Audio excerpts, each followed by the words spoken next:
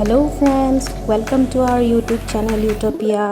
আজি মই ব্ৰেডেৰে কি বনালো চাও আহক।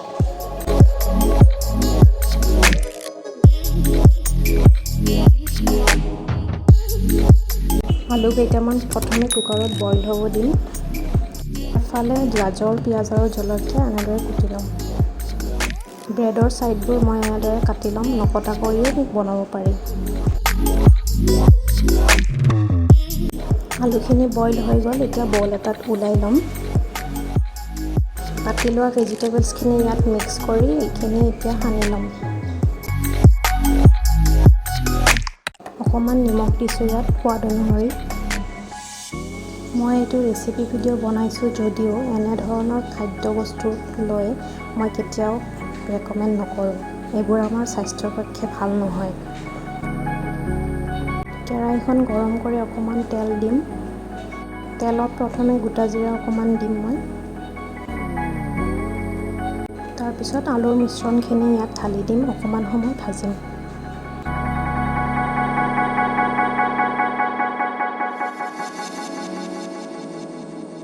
ইয়াত দিছোঁ মই অকণমান হালধি, জলকীয়া গুড়ি, ধনিয়া গুড়ি, জিৰা গুড়ি, আকৌ অকণমান ভাজি থাকিম।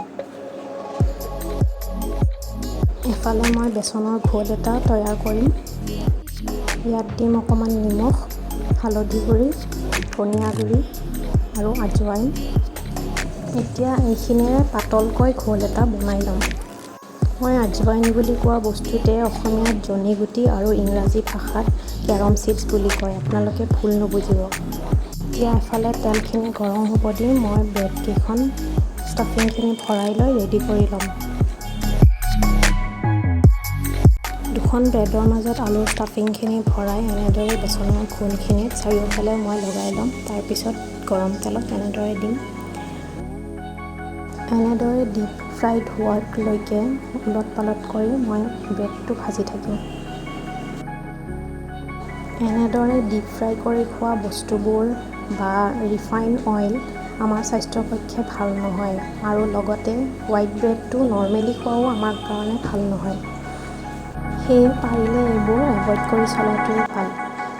এয়া ব্ৰেড চপ ৰেডি হৈ গ'ল। এই ভিডিঅ'টো কেনেকুৱা পালে জনাব। আজিলৈ বাই।